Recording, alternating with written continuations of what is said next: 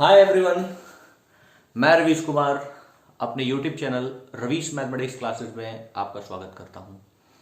हम लोग जैसा कि वर्क एंड टाइम का सेशन चला रहे हैं, जिसमें ऑलरेडी इससे पहले 4 वीडियो आ चुके हैं। ये एफिशिएंसी पे बेस्ड है। अगर आप इस वीडियो के एंड तक बने रहते हो तो एफिशिएंसी से रिलेटेड, कार्य दक्षता से रिलेटेड आपको आगे चल के वर्क एंड टाइम में कोई भी प्रॉब्लम नहीं आने वाला है। तो अगर आप चाहते हैं कि एक बेहतर प्लेटफॉर्म हो और एक बेहतर मैथ्स पढ़ने का जरिया मिले, तो अगर अभी तक आपने मेरे यूट्यूब चैनल को सब्सक्राइब नहीं किया है तो इसे सब्सक्राइब करें तथा बेल आइकन को प्रेस करें, ताकि आपको जब भी मेरा नया वीडियो आए तो आपको नोटिफिकेशन मिले। जैसा कि मैंने बता रखा है कि अभी वर्क एंड टाइम में काफ़ी सारे वीडियोस आने वाले हैं, तो अगर आप ये पहली बार देख रहे हैं तो इससे पहले मेरे पहले वाले वर्क एंड टाइम के वीडियो को देखना आपके लिए जरूरी है। चलिए फिर स्टार्ट करते हैं एफिशिएंसी। मैं यहां पे ये 4th पार्ट हो रहा है। इससे पहले मैंने 3 पार्ट क्लास ले लिया है, ये 4th पार्ट है। तो वर्क एंड टाइम में अभी मैं डिस्कशन करने जा रहा हूं एफिशिएंसी के बारे में, कार्य दक्षता के बारे में। एफिशिएंसी क्या है? अगर मेरे को बताओ कि अगर एक मैं गड्ढा एक मजदूर से खुदवा रहा हूं फावड़ा लेके, और एक गड्ढा जेसीबी खोद रहा है, तो कौन सा पहले गड्ढा खोद देगा? आपका आंसर बड़ा क्लियर होगा कि सर जेसीबी खोद देगा। क्यों? क्योंकि उसके कार्य करने की क्षमता अधिक है। क्योंकि उसके कार्य करने की क्षमता अधिक है। मोर एफिशिएंसी, अगर मोर एफिशिएंट पर्सन होगा तो वो किसी कार्य को जल्दी कर पाएगा कंपेयर देन लेस एफिशिएंट लोग। तो यहां पे मैंने पहला प्रोपोर्शनलिटी लिखा है कि efficiency is inversely proportional to time taken. मतलब अगर मैं ज्यादा एफिशिएंट हूं किसी पर्टिकुलर वर्क करने के लिए, तो मैं उस काम को करने में कम समय लूंगा, और अगर कोई लेस एफिशिएंट है तो उसी काम को करने में वो ज्यादा समय लेगा। कोई दिक्कत? दूसरा मैंने लिखा है कि efficiency is directly proportional to work. कहने का क्या मतलब? अगर मैं जितना ज्यादा एफिशिएंट होऊंगा उतना ही ज्यादा काम कर पाऊंगा। मैं जितना ज्यादा एफिशिएंट होऊंगा वर्क के कंडीशन में, टाइम टेकन में तो मैं इनवर्सली ले रहा हूं। अगर मैं ज्यादा एफिशिएंट हूं तो टाइम कम लूंगा, लेकिन अगर वर्क के सेंस में देखा जाए तो मैं ज्यादा एफिशिएंट हूं तो ज्यादा काम करूंगा। इसीलिए efficiency directly proportional to work है। अगला बात, efficiency is directly proportional to wage. अगर मैं बात करूं पैसे के बारे में, तो जो ज्यादा एफिशिएंट है वो ज्यादा पैसा लेगा। जैसे कि इससे पहले मैंने बताया कि एक मजदूर को मैंने फावड़ा लेके गड्ढा खोदने के लिए बोला और एक जेसीबी को मैंने गड्ढा खोदने के लिए बोला, तो मेरे को पता हो कि आप फावड़ा वाले को मैं उतना ही पैसा दूंगा क्या जितना जेसीबी वाले को? नहीं, जेसीबी ज्यादा पैसा लेगा। क्यों? क्योंकि उसकी एफिशिएंसी ज्यादा है। तो more efficient person take more wages. मतलब एफिशिएंसी जो है वो डायरेक्टली प्रोपोर्शनल टू वेजेस है। अब मैं पहले वाले के बारे में डिस्कशन करता हूं कि efficiency is inversely proportional to time taken. मतलब more efficient person take less time and less efficient person take more time. तो यहां पे मैंने बोला कि अगर मैं ए और बी दो वर्कर्स में कंपेयर करता हूं, अगर मैं बोलता हूं ये एफिशिएंसी ऑफ ए है और ये टाइम टेकन ऑफ ए है, मतलब किसी पर्टिकुलर वर्क को करने के लिए ए का एफिशिएंसी दिया है और ए का लिया गया समय दिया है, उसी पर्टिकुलर वर्क को करने के लिए बी का एफिशिएंसी दिया हुआ है और बी का टाइम टेकन दिया हुआ है, तो आपको पता है जब इनवर्सली प्रोपोर्शनलिटी होता है तो एक रेशियो सेम होगा तो दूसरा रेशियो उल्टा हो जाएगा। ये चीज मैंने अपने प्रोपोर्शनलिटी के क्लास में करा रखा है। अगर आपको इसमें प्रॉब्लम है तो रेशियो एंड प्रोपोर्शन के मेरे इनवर्सली और डायरेक्ट प्रोपोर्शनल वाले क्लास को जरूर देखिए आप। तो ये आपके पास A efficiency A by efficiency B होगा, तो ये चीज रेशियो में चेंज हो जाएगा। इनवर्सली प्रोपोर्शनल में time taken by B to time taken by A होगा। अब मैं इसे अगर क्रॉस मल्टीप्लाई कर दूं तो efficiency of A into time taken of A is equals to efficiency of B into time taken of B. ये क्लियर है? मतलब किसी दो बंदे में अगर कंपैरिजन हो रहा है तो उसके एफिशिएंसी को उसके द्वारा लिए गए समय को मैं प्रोडक्ट कर दूं तो दूसरे वाले के एफिशिएंसी और उसके द्वारा लिया गया समय हमेशा ही बराबर होगा। किस केस में? एफिशिएंसी और जब हम टाइम को कंपेयर कर रहे हो। कोई दिक्कत? यहां तक कोई दिक्कत? अब मेरे को बताओ, यहां पे मैंने एक क्वेश्चन लिख रखा है और मैंने क्वेश्चन में लिखा है कि A is 40% more efficient than B. A की कार्य दक्षता या कार्य क्षमता बी से 40% अधिक है। ए की कार्य दक्षता, ए के कार्य करने का एफिशिएंसी बी के कार्य करने से 40% अधिक है। If A takes 12 days to complete a work, और ए को अगर 12 दिन लगता है काम को खत्म करने में, then find time taken by B to do it. तो इसी काम को बी को करने में कितना समय लगेगा। बड़ा इजी सा कंसेप्ट है, बड़ा इजी सा वैल्यू हमें पुट करना है। मेरे को बताओ, अगर मैं एफिशिएंसी कंपेयर कर रहा हूं ए और बी का, और ये बोल रहा है कि 40% मोर है क्या, 40% मोर है, तो अगर मैं बी के एफिशिएंसी को 100 मानूं, 100%, तो इसका एफिशिएंसी 120% हो जाएगा क्या, कोई दिक्कत। अगर मैं बोलूं कि बी का एफिशिएंसी 100% है, तो ए का एफिशिएंसी इससे 40% अधिक है, तो 140% होगा क्या, कोई दिक्कत। अब आपको बोलो कि ये एफिशिएंसी ऑफ ए है, और हमारे को बताओ टाइम टेकन बाय ए दिया हुआ है क्या, टाइम टेकन बाय ए दिया हुआ है, कितना दिन लेता है, 12 दिन, कोई दिक्कत। तो आपसे बोला गया है टाइम टेकन ऑफ बी क्या होगा, जबकि एफिशिएंसी ऑफ बी आपको पता है, कोई दिक्कत। तो यहां पे efficiency of A into time taken of A को अगर मैं लिखूं, तो यहां पे एफिशिएंसी ऑफ ए 140% होगा, इनटू टाइम टेकन ऑफ ए 12 होगा। अब यहां पे बताओ एफिशिएंसी ऑफ बी क्या 100% है क्या, और इसके द्वारा लिया गया समय मुझे फाइंड आउट करना है क्या, इसके द्वारा लिया गया समय मुझे फाइंड आउट करना है क्या, कोई दिक्कत। परसेंटेज का कोई मतलब नहीं है, क्योंकि रेशियो से भी बना सकता हूं मैं, आगे चल के आपको ढेर सारी बातें बताने वाला हूं।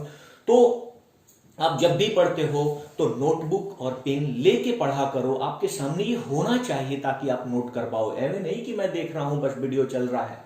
तो यहां पे ये कैंसिल आउट होगा, 0 से मैंने 0 को कैंसिल आउट कर दिया, 7 और ये हो जाएगा 5, 12 सत्ते 84 and divided by 5 equals to what, what मतलब क्या, टाइम टेकन बाई बी। ये बेसिकली क्या है, टाइम टेकन बाई बी।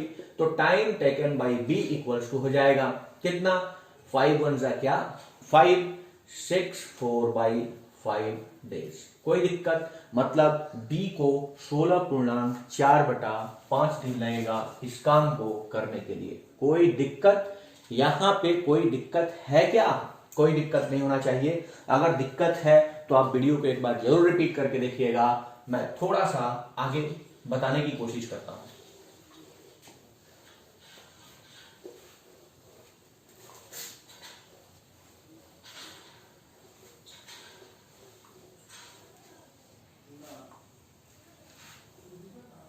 अगर आप बने रहते हो वीडियो में, तो आपको एफिशिएंसी से रिलेटेड आज के बाद कोई प्रॉब्लम नहीं होने वाला है।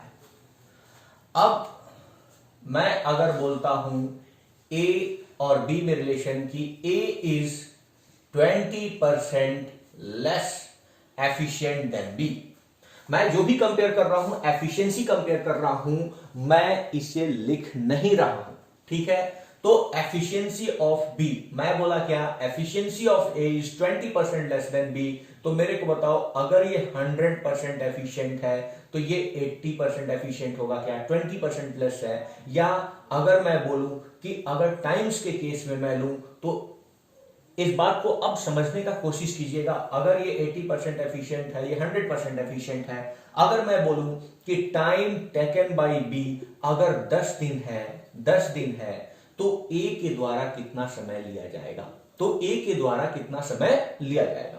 अब मेरे को बताओ कि अब मुझे पता करना है टाइम टेकन बाय ए, तो मेरे को 80% into time taken to A equals to B का एफिशिएंसी 100%, और टाइम टेकन टू बी मेरे को 10 दिन दिया गया है क्या, कोई दिक्कत। अब यहां से परसेंटेज क्या हो जाएगा, कैंसिल आउट, 0 0 क्या हो जाएगा, कैंसिल आउट, और ये टाइम टेकन क्या आ जाएगा, ए 100/8 मीन्स हो जाएगा 12 होल 1/2 डेज, कोई दिक्कत।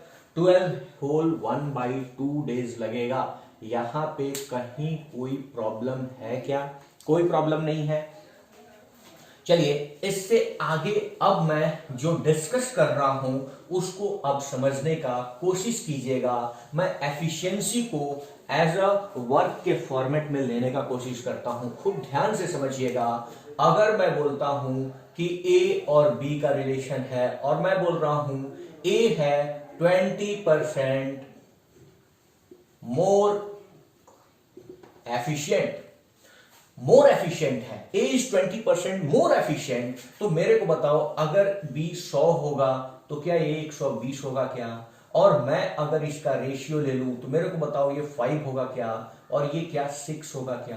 कोई दिक्कत? कोई दिक्कत? अब ये जो रेशियो है खूब ध्यान से समझना, अगर मैं वर्क की बात करूं, वर्क की अगर मैं बात करूं तो मैं बोल सकता हूं किसी नियत समय में ए अगर 6 पार्ट वर्क करेगा तो उसी नियत समय में बी 5 पार्ट वर्क करेगा। मतलब इनके एफिशिएंसी का रेशियो इनके वर्क डन यूनिट के बराबर होगा। वो कितने कार्य दक्ष हैं ये बताएगा। मतलब मैं बोल सकता हूं कि ए अगर 20% ज्यादा एफिशिएंट है और किससे, बी से, तो इसका वैल्यू 100 है तो इसका 120 है। अगर मैं इस रेशियो को काट दूं तो ये 5 होगा और ये क्या होगा 6। इसका मतलब जितना समय में ए 6 पार्ट काम करेगा बी उतना ही समय में 5 पार्ट काम करेगा। कोई दिक्कत? अब मैं एक क्वेश्चन आपको समझाने की कोशिश करता हूं कि अगर यहां पे मैं बोलूं कि A is 20% more efficient than B, A is 20% more efficient than B and takes 15 days to complete a work, to complete a work, then find time taken by B. अब इस बात को खूब ध्यान से समझिएगा। अब मुझे टाइम टेकन बाई बी निकालना है। तो अगर मैं बोलूं A is 20% more efficient than B तो ये वाला चीज बनेगा क्या? अब यहां से अगर मैं रेशियो ले लूं तो मैं बोलूंगा कि ए 6 यूनिट वर्क कर सकता है एक दिन में, तो बी उतना ही एक दिन में कितना यूनिट करेगा? 5 यूनिट करेगा क्या? 5 यूनिट करेगा क्या? कोई दिक्कत? 5 यूनिट करेगा। A is 20% more efficient than B, clear है? तो A is 20% more efficient B देखने के बाद आप ये चीज तो कर सकते हो और आप बोलोगे कि A अगर एक दिन में 6 यूनिट काम करेगा तो B 5 यूनिट काम करेगा। अब यहां पे खूब ध्यान से समझिएगा। अब मेरे को बताओ A को काम करने में कितना दिन लगता है? 15 डेज लगता है क्या? A को काम करने में क्या 15 डेज लगता है क्या? कोई दिक्कत नहीं। अगर इसे 15 डेज लगता है, ये पर डेज कितना करता है? 6 यूनिट वर्क करता है पर डेज, और इसे टोटल टाइम कितना लगता है? 15 डेज लगता है। तो मेरे को बताओ 60 यूनिट का वर्क होगा क्या? मेरे को बताओ क्या 60 यूनिट का वर्क होगा क्या? 60 यूनिट का वर्क होगा क्या? A is 20% more efficient than B and takes 15 days to complete a work. सबसे पहले तो अगर A की एफिशिएंसी 20% मोर देन B है तो अगर B का वैल्यू 100 है तो A का वैल्यू 120 होगा। मतलब किसी पर्टिकुलर टाइम में A अगर 6 यूनिट करेगा तो B 5 यूनिट करेगा। आपको बोला गया है कि A 15 दिनों में काम को पूरा करता है। मैंने ये निकाल रखा है कि A 1 यूनिट टाइम में, मतलब एक दिन में अगर 6 यूनिट करता है तो इसे उस काम को खत्म करने में अगर 15 दिन लगा है तो 15 गुना क्या 6, 15 छक 90 यूनिट का होगा क्या? सॉरी 90 यूनिट का होगा क्या? काम कितने यूनिट का होगा? 15 छक 90, क्योंकि इसको 15 दिन लगता है। 15 दिन में ये हर एक 3-6 यूनिट वर्क करता है। तो मेरे को बताओ 90 यूनिट करेगा क्या? कोई दिक्कत? अब इसी वर्क को अगर बी को करना हो तो ये पर डे कितना रेट से करता है? 5 यूनिट पर डे करता है या नहीं? तो अगर 90 यूनिट इसे खत्म करना होगा तो टाइम क्या लगेगा? Divided by 5। मेरे को बताओ 5 1 जा 5 और 18 डेज लगेगा क्या? कोई दिक्कत? 18 डेज लगेगा क्या? आप इसको ऐसे ही बनाते तो कोई फर्क नहीं पड़ता, लेकिन अब मैं यहां पे नहीं जा रहा हूं, मैं डायरेक्टली यहां से सॉल्व करने की कोशिश कर रहा हूं। अब इसी बात को आप ध्यान से समझने का कोशिश कीजिएगा कि जो एफिशिएंसी का रेशियो होगा, जिस रेशियो में हमने निकाला है, वो रेशियो उसके यूनिट ऑफ वर्क डन को रिप्रेजेंट करेगा किसी पर्टिकुलर टाइम में, किसी पर्टिकुलर टाइम में। कोई दिक्कत? तो अब मैं यहां से आपको और भी क्वेश्चन बताने का कोशिश करता हूं। आप इसे अब ध्यान से समझिएगा। मैं इतना अब चीजें लिखूंगा नहीं, मैं आपको डायरेक्टली बताने की कोशिश करूंगा, क्योंकि आप क्वेश्चन अब समझ पा रहे हो कि हो क्या रहा है। कोई दिक्कत? अब देखिए, अगर मैं बोलता हूं कि ए जो है वो बी से 50% मोर एफिशिएंट है, 50% मोर एफिशिएंट है, तो मेरे को बताओ क्या इसके एफिशिएंसी का जो रेशियो होगा 150 और 100 के रेशियो में होगा क्या?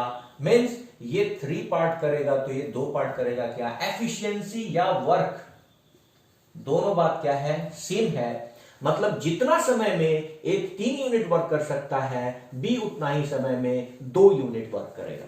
कोई दिक्कत? अगर आपको ये इंफॉर्मेशन दिया हो कि ए का टोटल टाइम टेकन अगर 10 दिन लगता है काम को खत्म करने में, तो वर्क का यूनिट कैसे निकलेगा? वर्क का यूनिट कैसे निकलेगा? यूनिट कैसे निकलेगा? मेरे को बताओ, ए एक दिन में 3 यूनिट वर्क कर रहा है क्या? और ए को इस काम को खत्म करने में 10 दिन लग रहा है क्या? तो वर्क का यूनिट क्या? 3 into 10 मतलब 30 यूनिट का वर्क है क्या? कोई दिक्कत? 30 यूनिट का वर्क है क्या? और अब अगर आपसे पूछा जाए कि बी का टोटल टाइम टेकन क्या लगेगा, तो मेरे को बताओ टोटल वर्क 30 यूनिट का है और बी एक दिन में 2 यूनिट कर सकता है, तो क्या इसको 15 डेज लगेगा क्या? क्या इसको 15 डेज लगेगा क्या? कोई दिक्कत? कोई दिक्कत? कोई दिक्कत नहीं है। अब इस बात को खूब ध्यान से समझने का कोशिश कीजिएगा, जो अगला बात मैं बता रहा हूं, क्योंकि इसमें थोड़ा थोड़ा चेंजिंग करके क्वेश्चन को बनाया जाता है। अगर ये लॉजिक आपको क्लियर है तो आप क्वेश्चंस कर पाओगे, आपको कोई दिक्कत नहीं होगा। मैं 3% में भी आपको कंपैरिजन करके दिखाऊंगा। अगर मैं बोलता हूं A is 3 times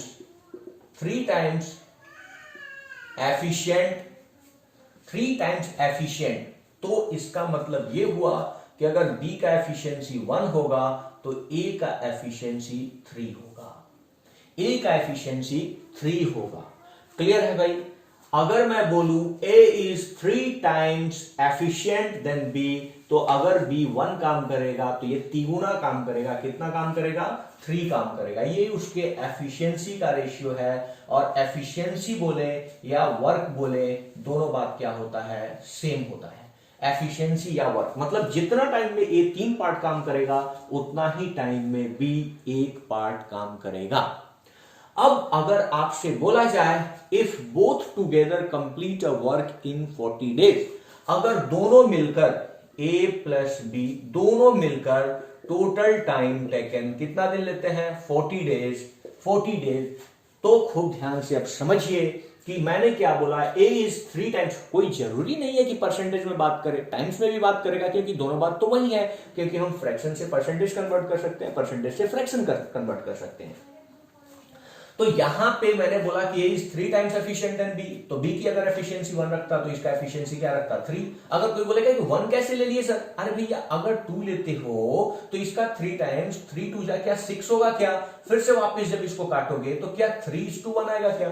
तो आप कुछ भी ले सकते हो, तो क्या सिंपल सा 1 और 3 ना ले? इतना कहानी क्यों करें? कोई दिक्कत? तो अब हमारे पास बताओ, A अगर उतना ही समय में 3 यूनिट वर्क करता है तो उतना ही समय में B कितना यूनिट वर्क करेगा? 1 यूनिट। तो अब अगर मैं दोनों को मिला दूं तो 4 यूनिट पर डे के रेट से काम होगा क्या? तो अब यहां पे वर्क का यूनिट क्या निकल के आएगा? 160 यूनिट का वर्क होगा क्या? क्यों? क्योंकि आप बोल रहे हैं A और B दोनों मिल जाते हैं तो 40 दिनों में काम को पूरा करते हैं। कोई दिक्कत? अगर 40 दिनों में काम करते हैं, A 3 यूनिट करता होगा, B 1 यूनिट, मतलब 4 यूनिट पर डे के रेट से हो रहा होगा। तो 40 दिन में मेरे को बताओ क्या 160 यूनिट का वर्क था क्या? अब अगर आपसे पूछा जाए कि A का अकेला टाइम टेकन बताइए। टाइम टेकन अगर A अकेला काम करे तो उसे 160 यूनिट करना होगा, और किस रेट से करना होगा? 3 यूनिट पर डे के रेट से। तो मेरे को बताओ 3 5 15, 3 3 9, 1/3 दिन लगेगा क्या? 53 होल 1/3 डेज लगेगा क्या?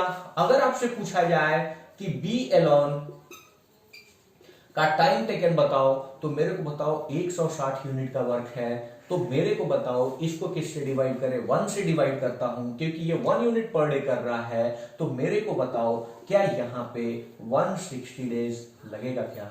कोई दिक्कत? 160 डेज लगेगा क्या? यहां पे कोई प्रॉब्लम है क्या आपको? आई होप कि यहां पे कोई प्रॉब्लम नहीं होगा। अब मैं आपको 3 व्यक्तियों का कंपैरिजन सिखाने का कोशिश करता हूं, आप इस चीज को ध्यान से समझिएगा।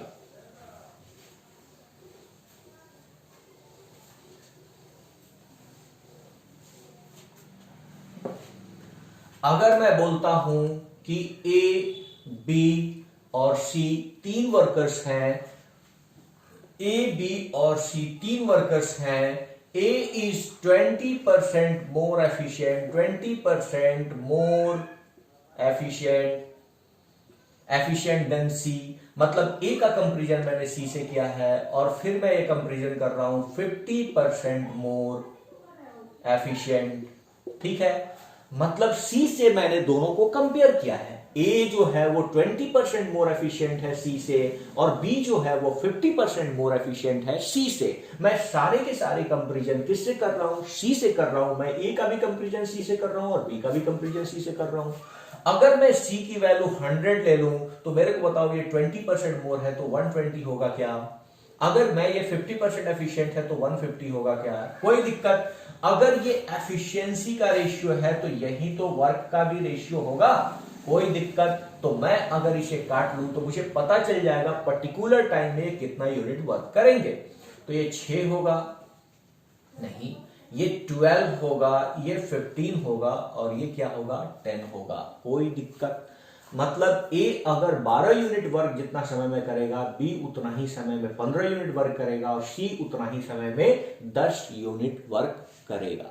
कोई दिक्कत? यहां पे कहीं कोई प्रॉब्लम है क्या? कोई प्रॉब्लम नहीं है। अगर मैं बोलूं कि A plus B plus C मिलकर टोटल टाइम टेकन इस काम को कंप्लीट करने में कुल समय 10 डेज लेते हैं। कितना दिन लेते हैं? 10 डेज लेते हैं। तो मेरे को बताओ कि अगर ये तीनों मिलके 10 डेज लेते हैं तो तीनों अगर एक साथ होंगे तो 12 प्लस 15 27 और 10 37 यूनिट पर डे के रेट से काम होगा क्या? 37 यूनिट पर डे के रेट से काम होगा क्या? कोई दिक्कत? 12 15 और 10 37 यूनिट पर डे के रेट से काम होगा। अब मेरे को बताओ वर्क का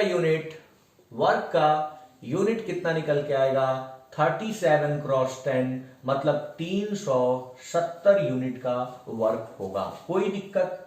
370 यूनिट का वर्क होगा। यहां पे कहीं कोई प्रॉब्लम नहीं है।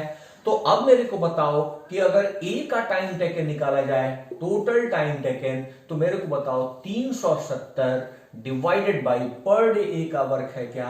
A वर्क करता है 12 यूनिट पर डे के रेट से, तो 12 से डिवाइड होगा क्या? तो ये हो जाएगा 12 त्याई क्या? 36। अब हो जाएगा 5/6 डेज।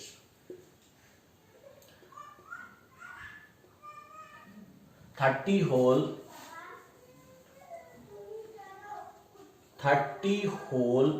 5/6 डेज। कोई दिक्कत? डिवाइड कर सकते हो। 12 त्याई क्या? 36। कोई दिक्कत? 12 त्याई 36।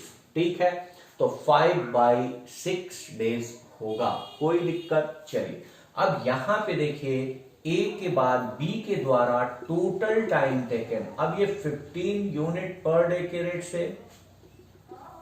रेट से करता है, तो 370 डिवाइडेड बाई क्या होगा? 15। तो मेरे को बताओ 15 दूना 30, 15 चौका 60, 2/3 दिन होगा क्या?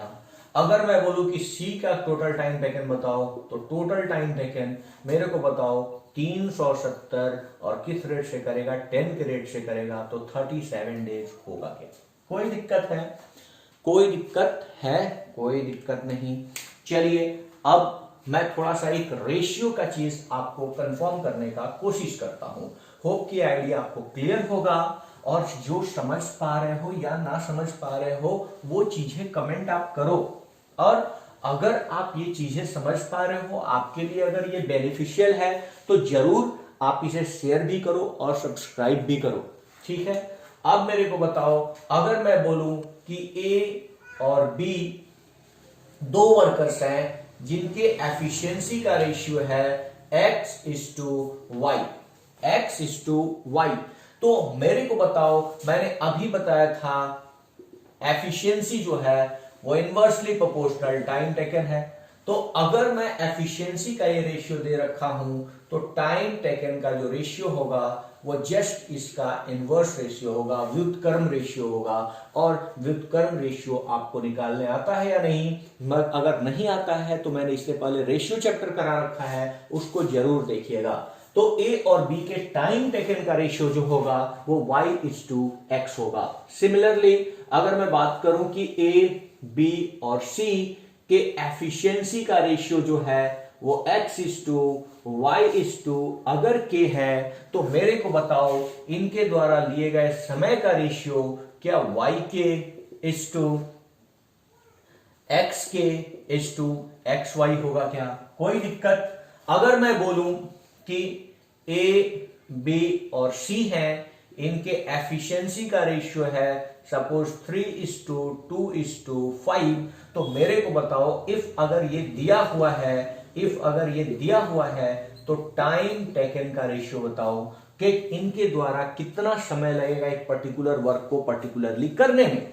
तो ये एफिशिएंसी, बी का एफिशिएंसी सबसे कम है तो इसके द्वारा लिया गया समय किसी पर्टिकुलर वर्क को करने में सबसे ज्यादा लगेगा।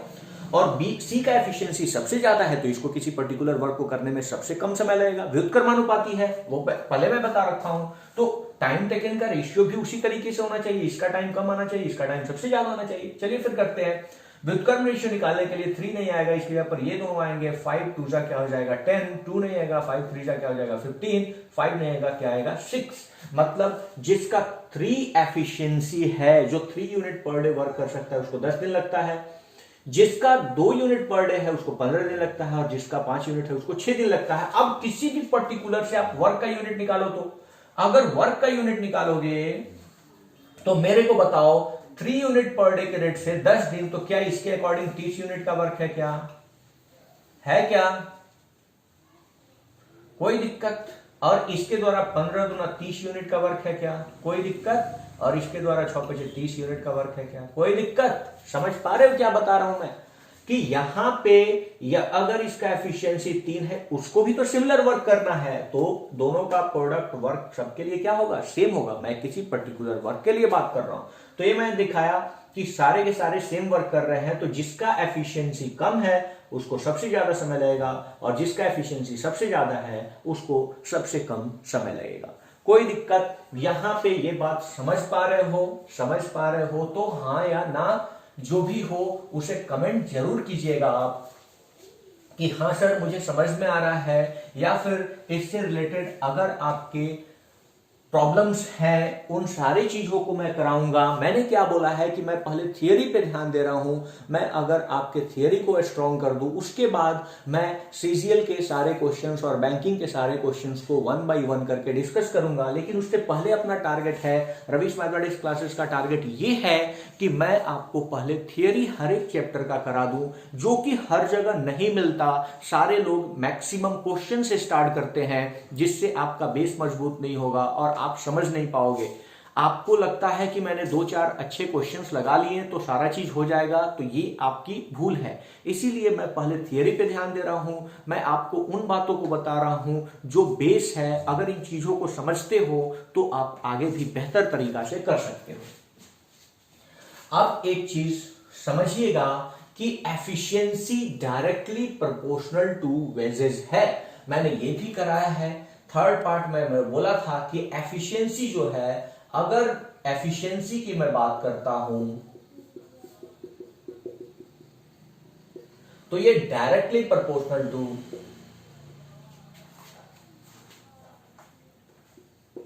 वेजेस है।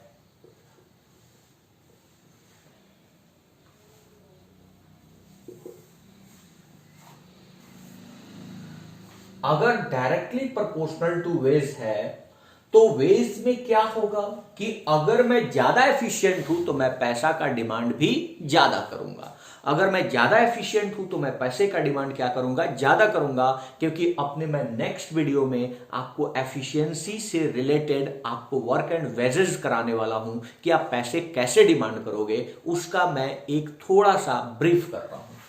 अब मैं बोलता हूं कि ए किसी काम को 10 दिनों में पूरा कर सकता है, बी किसी काम को 25 दिनों में पूरा कर सकता है, कोई दिक्कत। अगर इनके लिए 240 रुपये का वेजेस डिसाइड किया था, किसी काम को कराने के लिए 240 रुपया डिसाइड किया गया था कि दिया जाएगा, और ए उस काम को 10 दिनों में कर सकता था और बी उसी काम को 25 दिनों में कर सकता था, तो दोनों ने यदि मिलकर काम किया हो तो 240 रुपये में ए का हिस्सा कितना होगा और बी का हिस्सा कितना होगा। खूब ध्यान से समझिएगा, मैंने क्या बोला, ए उस पर्टिकुलर काम को 10 दिनों में कर सकता है, बी उस पर्टिकुलर काम को 25 दिनों में कर सकता है, और इस काम के लिए वेजेस डिसाइड किया 240। अगर ये दोनों ने मिलकर काम किया होगा तो ए को कितना मिलेगा और बी को कितना मिलेगा। खूब ध्यान से समझिएगा, अगर मैं यहां से वर्क का यूनिट निकालूं तो मेरे को बताओ क्या वर्क का यूनिट 50 यूनिट होगा क्या, क्योंकि दोनों का एलसीएम यूनिट डिसाइड करता है। अब मेरे को बताओ ए कितना यूनिट वर्क करेगा, 10 के रेट से 50 यूनिट वर्क करता है 10 दिन में, तो एक दिन में कितना यूनिट करेगा, 5 यूनिट करेगा या नहीं। पर डे वर्क डन क्या है, 5 यूनिट। अब मेरे को बताओ ये 25 दिन में करता है तो पर डे इसका यूनिट क्या होगा, पर डे इसका यूनिट क्या होगा, 2 यूनिट होगा क्या, कोई दिक्कत, 2 यूनिट क्या होगा क्या। तो मेरे को बताओ अगर मैं इसे 280 रख देता हूं ताकि अपने लिए सिंपल हो जाए, क्लियर भाई। तो ए 5 यूनिट करता है और बी 2 यूनिट वर्क करता है, तो ये उनका क्या है, वर्क डन है, वर्क डन है। वर्क डन कहो और एफिशिएंसी कहो, दोनों बात क्या है, सेम है। तो वेजेस किसके अकॉर्डिंग मिलता है, एफिशिएंसी के अकॉर्डिंग मिलता है, तो इसका एफिशिएंसी का जो रेशियो होगा वही वेजेस का रेशियो होगा, क्योंकि एफिशिएंसी डायरेक्टली प्रोपोर्शनल टू क्या है, वेजेस है। इसका मतलब है ए और बी जो मनी डिसाइड करेंगे वो मनी 5 यूनिट 2 में डिसाइड करेंगे। 5 पार्ट ए बोलेगा मुझे दे दो और बी बोलेगा 2 पार्ट दे दो, अगर दोनों ने एक साथ काम शुरू किया और एक साथ खत्म किया होगा।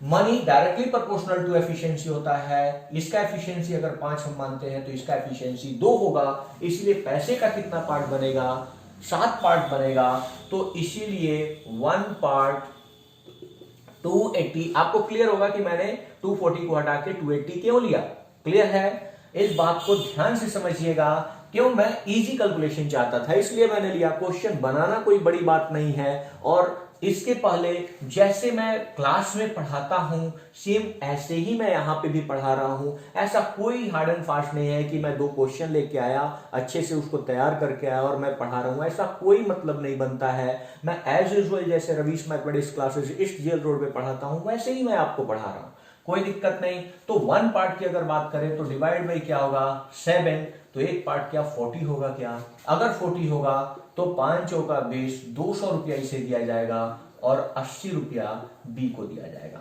कोई दिक्कत है क्या। अगर नेक्स्ट सेशन की मैं बात करूं तो और वाले केस को हम कराएंगे, हम एंड वाले केस को पढ़ाएंगे, उसके बाद वर्क एंड रेजिस्ट पढ़ाएंगे, फिर पाइप एंड सिस्टर्न पढ़ाएंगे, फिर इसको खत्म करने के बाद हम लोग टाइम एंड डिस्टेंस पे चलेंगे, क्लियर है। तो अभी इस पे वीडियो आना बाकी है, वर्क एंड रेजिस्ट पे हम बात करेंगे कि किस तरीके से सोचा जाता है। अब एक चीज को और देखिएगा, अगर मैं बोलूं कि ए takes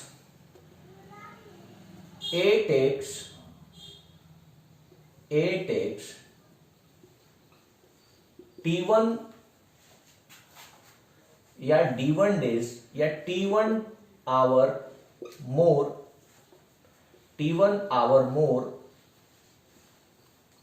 then A plus B to do a certain work, and B takes T2 hour more than A plus B to do a certain work, to do the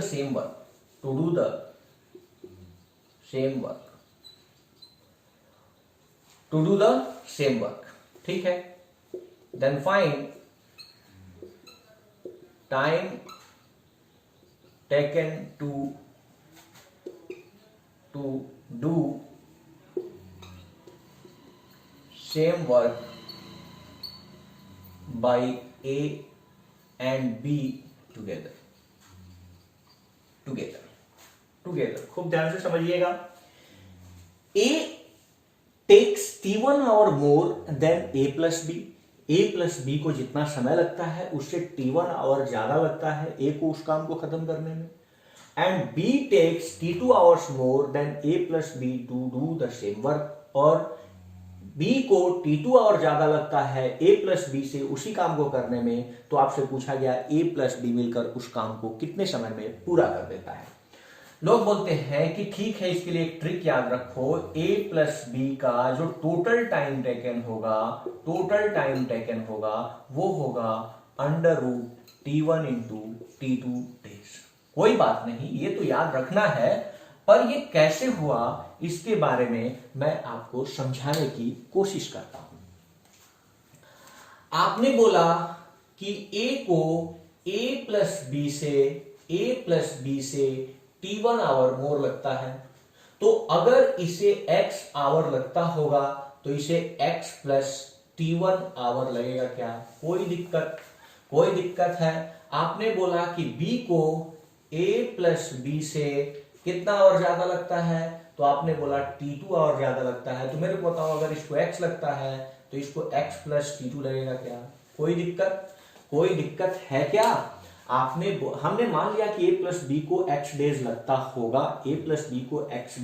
होगा, तो T1 या X आवर लगता होगा। Our में तो our low, days में है days लो, वो कोई इशू नहीं है।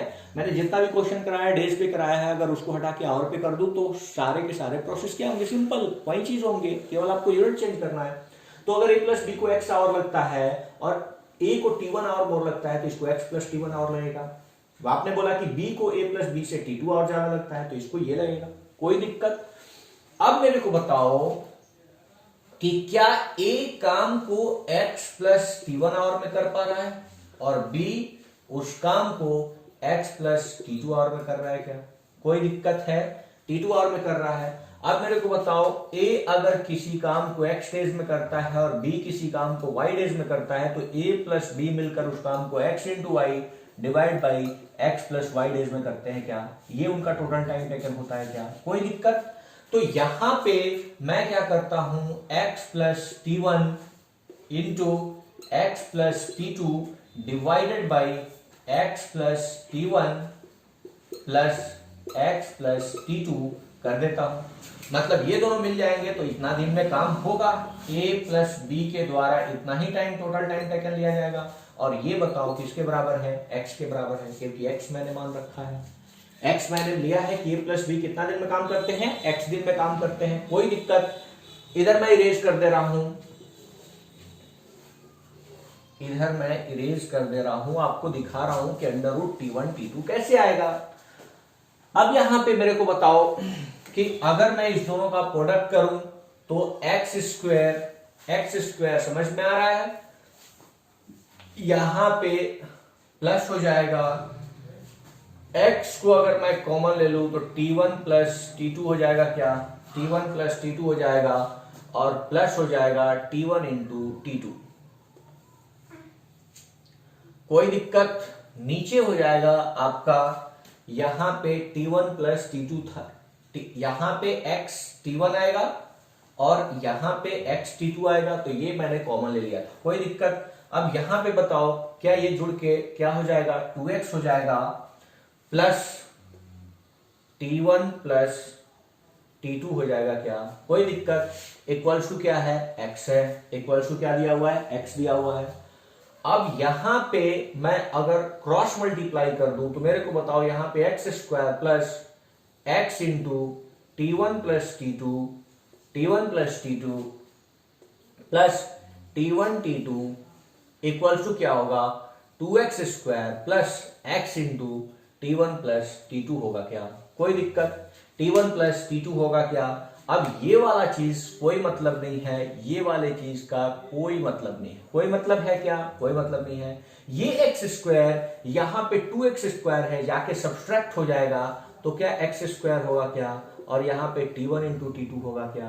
अब यहां से x का value under root T1 into T2 होगा क्या, under root T1 into T2 होगा क्या। कोई दिक्कत, इसका मतलब ये चीज अब मैंने क्लियर कर लिया। अब मैं इसे एक बार लिख देता हूं आपको, ताकि आपको ये चीज याद रहे, दिमाग में रहे। अगर मैं बोलता हूं कि a प्लस बी से T1 आवर मोर लेता है, T1 टाइम मोर लेता है, टाइम मोर लेता है, और b a प्लस बी से T2 टाइम मोर लेता है, T2 टाइम मोर लेता है, तो a प्लस बी के द्वारा टोटल टाइम टेकन क्या होगा, under root T1 into T2। जैसे कि एक एग्जाम्पल मैं करा दे रहा हूं आपको, एक एग्जाम्पल समझिएगा। अगर मैं बोलूं a को a प्लस बी से 9 आवर मोर लगता है, 9 आवर क्या लगता है, मोर लगता है, मोर लगता है, मतलब T1 का वैल्यू 9 आवर है, तथा b को a प्लस बी से 4 आवर मोर लगता है, 4 आवर मोर लगता है। तो आपसे बोला जाए कि a प्लस बी कितने समय में काम को कर देगा, तो अंडर रूट क्या हो जाएगा, 9 क्रॉस 4, और ये बताओ 3 इंटू 2 क्या 6 आवर आएगा क्या। तो a प्लस बी कितना समय में काम को पूरा कर देगा, 6 आवर में काम को पूरा कर देगा। क्वेश्चन क्या है, a takes 9 hour more than a plus b to do a certain work and b takes 4 hour more than a plus b to do a certain work। Clear है भाई। तो अब a प्लस बी के द्वारा total लिया गया समय T1 into क्या होगा T2। ये T1 मोर क्या है, यहाँ पे T1 का वैल्यू 9 है और यहाँ पे T2 का वैल्यू क्या है 4 है, और यहाँ से 6 आवर डायरेक्ट आ जाएगा। तो ये कोई ट्रिक्स नहीं है, आप जब बेसिक्स को सॉल्व करते हो वही चीज ट्रिक्स में आता है। तो रवीश मैथमेटिक्स क्लासेस हमेशा बोलता है कि ट्रिक्स के पीछे नहीं भागना है, आपको बेसिक्स पता होना चाहिए, आप क्वेश्चन को बड़ा इजीली कर लोगे। क्योंकि अगर आपको बेसिक्स पता है तो आपको वो सारे डेरिवेटिव्स भी पता हैं कि वो होंगे कैसे। तो यहाँ पे जो भी क्लासेस होगा बिल्कुल बेसिक्स से होगा, हम लोग सारे के सारे चीज समझाने की कोशिश करेंगे। तो नेक्स्ट इसके आगे जो सीरीज आने वाला है वर्क एंड टाइम का, उसमें हम लोग और case and triple and case करने वाले हैं, जो कि काफी इंपॉर्टेंट है वर्क एंड टाइम में। फिर हम लोग वर्क एंड वेजेस का एक पार्ट देखेंगे, और फिर हम लोग पाइप एंड सिस्टम पे भी बात करेंगे, जो वर्क एंड टाइम का ही दूसरा रूप है। उसमें कोई बड़ी बात नहीं है, केवल प्लस माइनस के सिंबल को समझिएगा, आपको सारा चीज क्लियर हो जाएगा। होप सो कि ये क्लास आपको समझ में आया होगा, एफिशिएंसी चीजें आपको समझ में आई होगी। मैं बोल रहा हूं कि बार बार मैं क्वेश्चन नहीं करवा रहा हूं, मैं अब केवल आपके कंसेप्ट को क्लियर कर रहा हूं। जब ये चीज एक बार हो जाएगा तो मैं केवल क्वेश्चन कराऊंगा, और आपके जो भी डाउट्स होंगे मैं लाइव में आके सॉल्व करूंगा। तो बिल्कुल आप इस बात को बिल्कुल ध्यान में रखिएगा।